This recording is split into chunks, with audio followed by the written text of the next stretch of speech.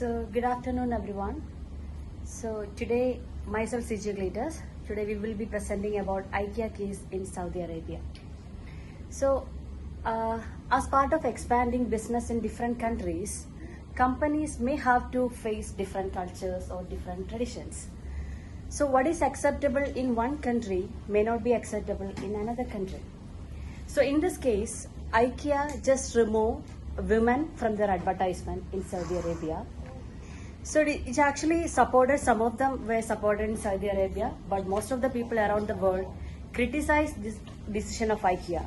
They were saying that IKEA is a company who is always promoting gender equality. Then why did this in Saudi Arabia?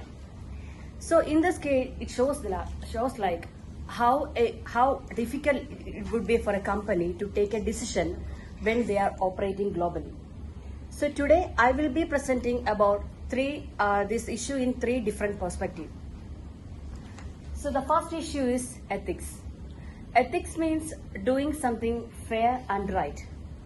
So IKEA was excluded women from their advertisement in Saudi Arabia. So some of the people were saying that okay, it's good for because they were protecting or they were supporting the local culture. But most of the people around the world were saying that it's totally unfair. It's not ethical because IKEA wasn't keep up their ethical values. So it makes a conflict between protecting the local culture as well as keeping up the own values of the company.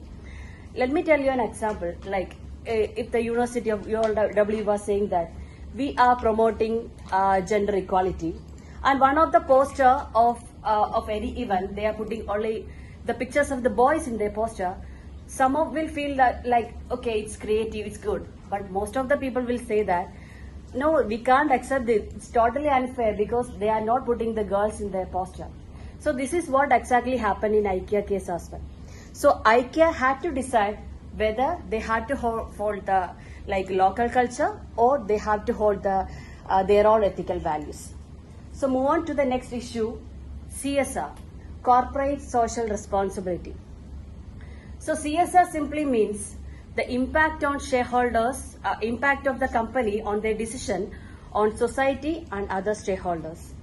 Like in Saudi Arabia, when IKEA was decided to remove women from their advertisement, some of the stakeholders in Saudi Arabia feel like, okay, it's a very good decision because the company is protecting the local culture. But many other people, other countries, including Sweden, believes that it is not acceptable. Actually, if a company is operating globally, they cannot satisfy all the stakeholders. We know that. But at the same time, they had to balance that. Like they had to protect the values of the local culture as well as the other stakeholders' values also. I mean, their company's values also. So that is a success of a company. They should know how to balance all the interests of all the stakeholders around the world, because that's a globally operating company. Another issue is sustainability. Sustainability is we often say like sustainability is all about environment, but in the case of business, when we are operating a business, sustainability simply means building a trust in the people, treating them equally, and so that making a trust in them for long term. But when IKEA took this decision, actually they got beneficial for short term, but in long term they lost their reputation. Most of the people believe that they were trusting the IKEA, but due to this action they just started they lost their trust in them because they are not keeping up their values. They are just changing the value whenever they need it. So in short term they might be beneficial for the company, but for the long term it was IKEA was putting their reputation under risk. So in short, companies needs to balance the cultural values, their ethical values, their sustainability value, also their local expectations. So actually when they are balancing these all elements is a key success of their company. So thank you for listening. I'm just moving on to the giving to my next part to the final here. Hello everyone, my name is Norma Oji, and I'll be speaking on cultural relativism. To begin, cultural relativism means that ethical decision should be understood within its culture and religion. What cultural relativity means: understanding different cultural perspective in another, in a country or a nation, and not just imagine that everyone is supposed to be of the same culture.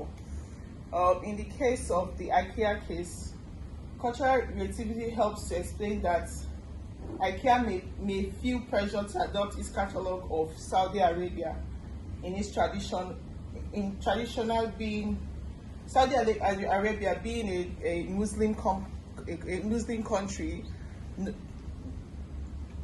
is of the idea that women should cover their body, but IKEA had to remove women from their catalog, which brought up the issue.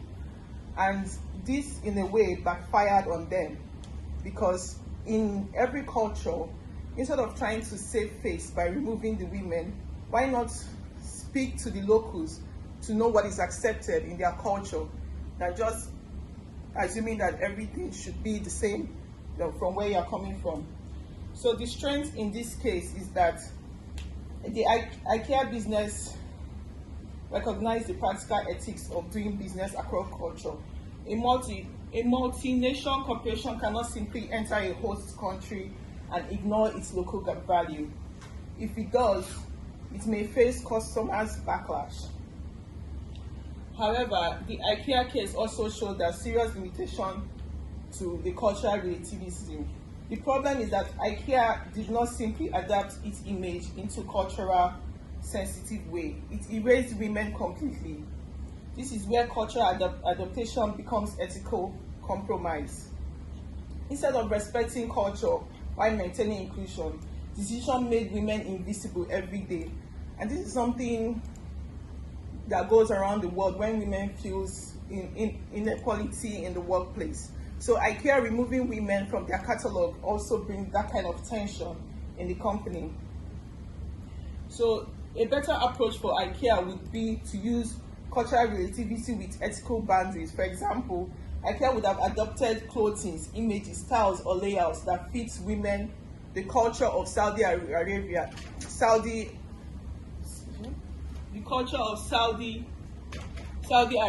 into their campaign. You know, the way they dress and the way they portray their culture, instead of removing women entirely. Thank you. I'll hand over to the next person.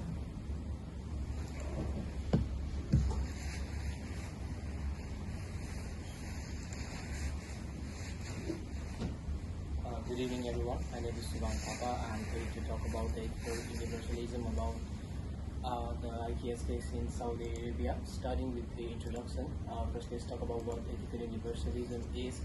Ethical universalism is an idea that says any ethical values such as fairness, equality should be equally treated and should be respected all over the country, no matter what the business idea or the culture it holds. So now let's look at the IKEA's case. A few years ago, IKEA removed a picture of a woman from its Saudi Arabian catalog. The company did this to match the local culture expectations. Although this decision was accepted by many people in Saudi Arabia, but it was neglected and had some criticism on the foreign countries. Many people believe that IKEA has always promoted its equality and inclusion, that removing the woman's picture from its Saudi Arabian catalog has impacted on its own ethical values.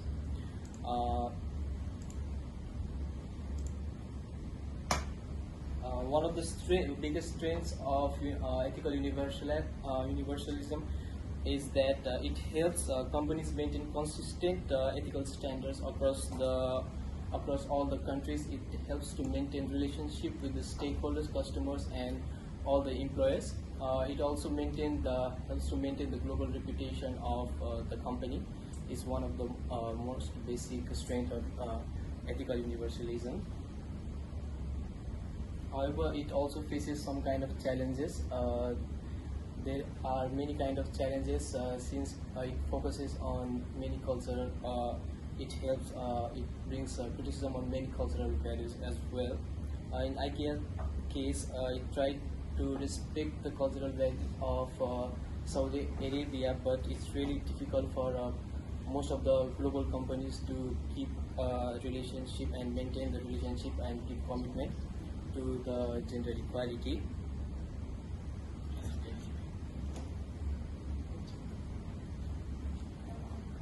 Hi, I'm Fu. Now I will talk about Donaldson's values intention. Donaldson believes that global companies should not completely follow local culture, but they should not annoy local culture either. Instead, companies need to find a balance between respecting local customs and protecting their core values. He also says companies should not simply follow the idea of when in Roman do as Romans do. This means that companies should not change all of their values just because they enter a different country. Instead, they should respect local culture while still keeping their most important ethical values. This idea is different from cultural relativism because Donaldson believes that some company values should always be protected. At the same time, it is also different from ethical universalism because he understands that local culture is important and should not be annoying. So the key idea of this theory is balance. Now let's look at the IKEA case. IKEA moved image of women from advertisements in Saudi Arabia because the company wanted to respect local cultural expectations. This decision may have helped IKEA avoid criticism from some local customs and groups. However, the decision also created another problem. IKEA is well known for supporting equality, especially gender equality. Many people believed that removing women from the advertisements went against the company's own values. So IKEA faced a different choice. If the company only followed local culture, it may damage its global image. But if it completely annoyed the local culture, it could create problems in the Saudi market. According to Donaldson, IKEA should not completely change its values just to fit local culture. At the same time, the company should still respect local traditions and beliefs. The best solution is to find a balance between the two. This idea is also supported by Caprera and his colleagues in 2022. They suggest that multinational companies do not always need to fully adapt to local culture.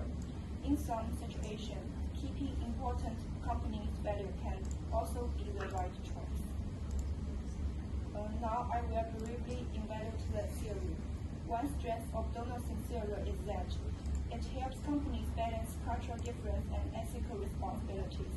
This makes the theory practical for multinational companies like IKEA because they often work in many different countries with different cultures. Instead of choosing only one side, the theory encourages companies to think carefully before making decisions. However, the theory also has a limitation. It does not clearly explain what managers should do when local culture and company values strongly conflict.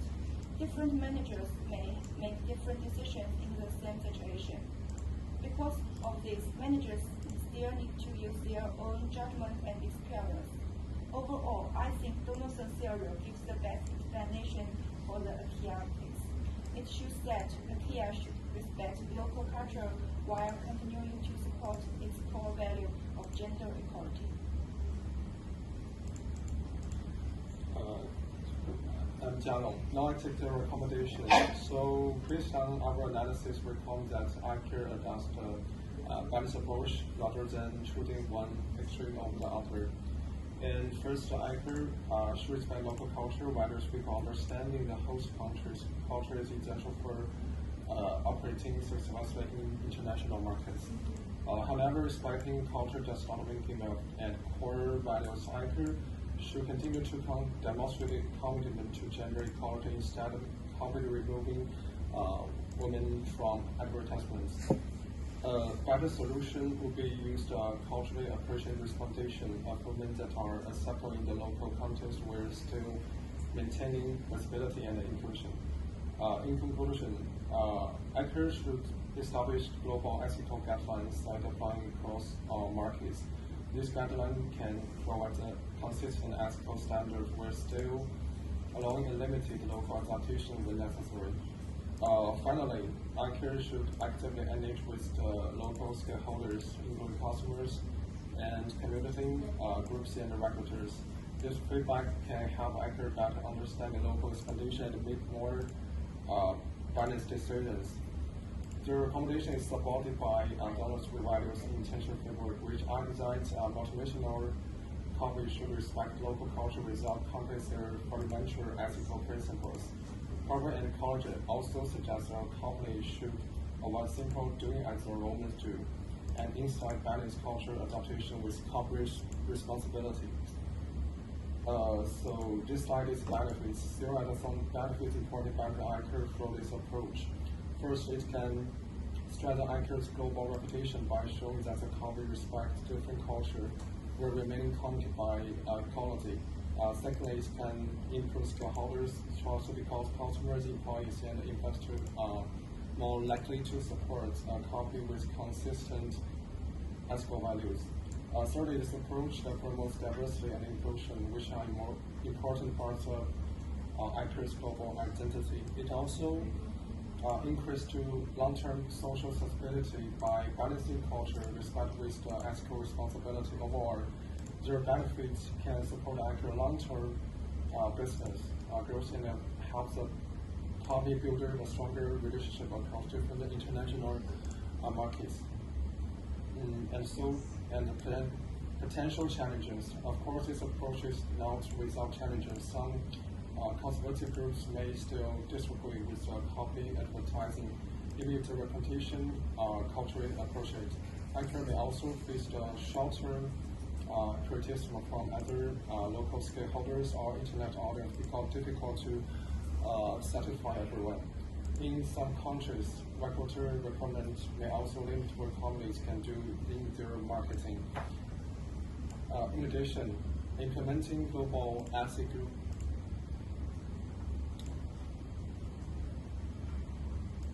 select the easy from. Oh, that's okay. To the training and additional cost. However, despite the short-term challenges, we believe the long-term benefits are much greater than the risks because maintaining both ethical value and cultural sustainability supports the sustainable international business. So, this conclusion to conclude the ICARE case demonstrates that multinational companies often face the different ethical decisions when operating across different cultures, and simply adopting a local market is not always enough, and applying universal ethical standards without considering local context may also create problems. And in our framework, it provides a practical balance between these two approaches. So, anyway, our key takeaway is to respect local culture but do not compress more fundamental values such as gender equality. So, we believe that the balanced approach is the most sustainable strategy for multinational companies operating in today's global environment. Thank you for listening.